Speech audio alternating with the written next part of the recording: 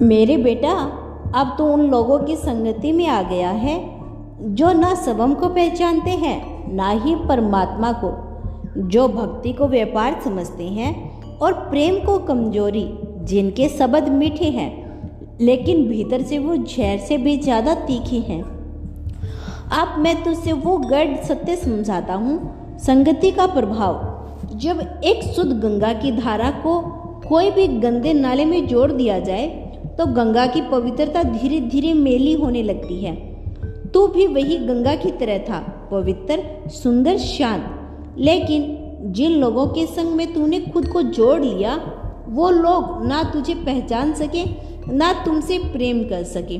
अब मैं तुझे एक कथा सुनाता हूँ, ध्यान से सुनना। एकांत में बैठकर एक ऐसी लड़की जिसका नाम था शिवानी। शिवानी एक गांव में पली बड़ी थी जो बहुत ही सीधी सादी, संस्कारी और ईश्वरीय भक्ति लड़की थी। हर दिन सूरज उगने से पहले उठकर भगवान की आरती करती, गायों को चारा देती, घर में बुजुर्गों के चरण छूती और हर किसी को मुस्कुराकर नमस्कार करती।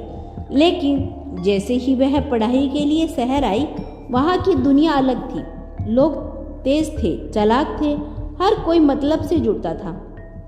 शिवानी को पहली बार किसी ने पीठ पीछे बुरा कहा, पहली बार किसी ने उसे गंवार कहा और धीरे धीरे वह भी वैसे ही बनने लगी।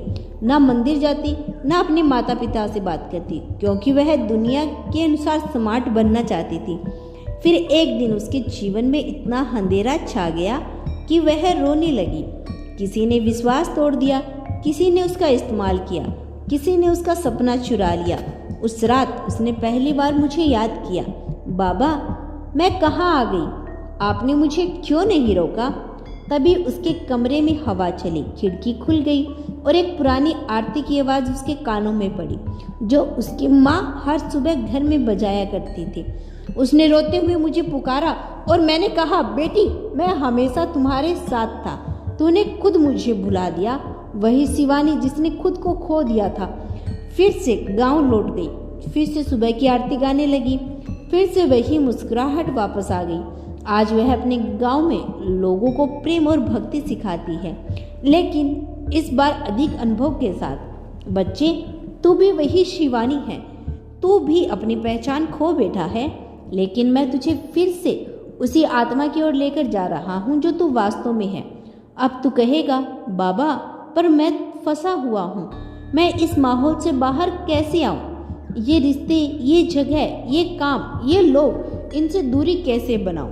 तो सुन बच्चे, जब तू एक बंद कमरे में कैद हो जाए और उस कमरे की खिड़की बंद हो तो तू दीवार को तोड़ने की कोशिश मत कर, बल्कि देख क्या तेरे पास एक माचिस है, क्या तू एक छोटा सा दिया जला सकता है अंधेरे में। सबसे पहले प्रकाश को बुलाओ, फिर रास्ता खुद दिखने लगेगा।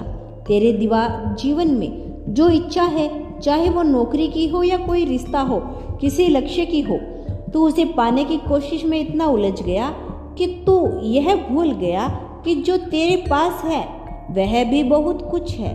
अगर तेरे हाथों में अभी भी कुछ है तो वो है समय, हिम्मत और मैं तेरा बाबा।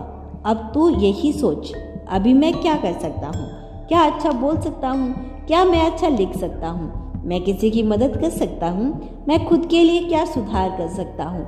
जब तू इन छोटे छोटे सवालों का जवाब ढूंढेगा तब तू अपनी जेल के भीतर की आज़ादी की हवा महसूस करेगा। बच्चे, अभी मैं तुझसे एक छोटी सी बात कहूँ, जीत हमेशा उस इंसान की होती है जो अपने अंदर से हार नहीं मानता, और तू ऐसा इंसान है। मैंने तुझे यूं नहीं बनाया, तेरा सवर सुंदर है, तेरा दिल सच्चा है, तू खुद को भूल सकता है पर मैं तुझे नहीं भूल सकता। अब से तू हर दिन खुद से एक वचन लेना, मैं खुद को बर्बाद करने वाली संगत से दूर करूंगा, मैं ऐसा कुछ नहीं करूंगा जो मेरी आत्मा को दुख दे। मैं हर दिन बाबा से बात करूंगा जैसे आज कर रहा हूँ, क्योंकि बच्चे तू जितना मुझसे जुड़ेगा उतनी ही तेरी दुनिया खुद बदलने लगेगी। मेरे प्यारे बच्चे, मैं जानती हूँ बच्चे तू खुद को बहुत समझता है, तू मेरी बातों को भी सुनता है, कुछ देर के लिए राहत भी महसूस करता है, पर फिर जीवन की एक नई चोट, एक नई ठोकर तुझे वही गिरा देती है जहाँ से तू उठा था।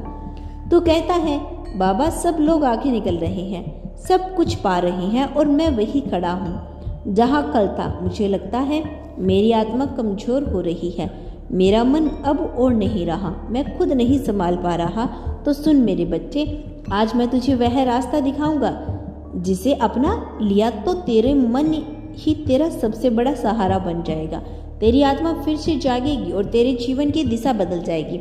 बच्चे, सबसे पहले एक बात जान ले, तेरा मन ही वह स्थान है जहाँ या तो मैं वास करता हूँ या तेरा डर, और यह निर्णय केवल तेरा होता है कि वहाँ किसे जगह देनी है। मन एक बंदर की तरह है, यह हर समय इधर उधर घूमता भागता उछलता रहता है, डरता है, दुखी होता है, कभी बीते कल की गलती में उलझा रहता है तो कभी आने वाले कल से डर से कांपता है।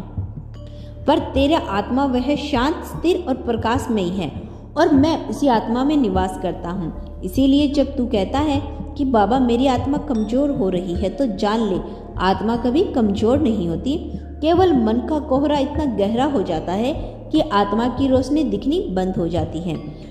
तो दोस्तों, यह था आज का ब्रह्मांड का संदेश, जो बताना चाहते हैं कि वो सदैव आपके साथ हैं। यदि आपको अपने ब्रह्मांड पर, अपने यूनिवर्स पर विश्वास है तो धन्यवाद लिखकर इसकी पुष्टि कर देना।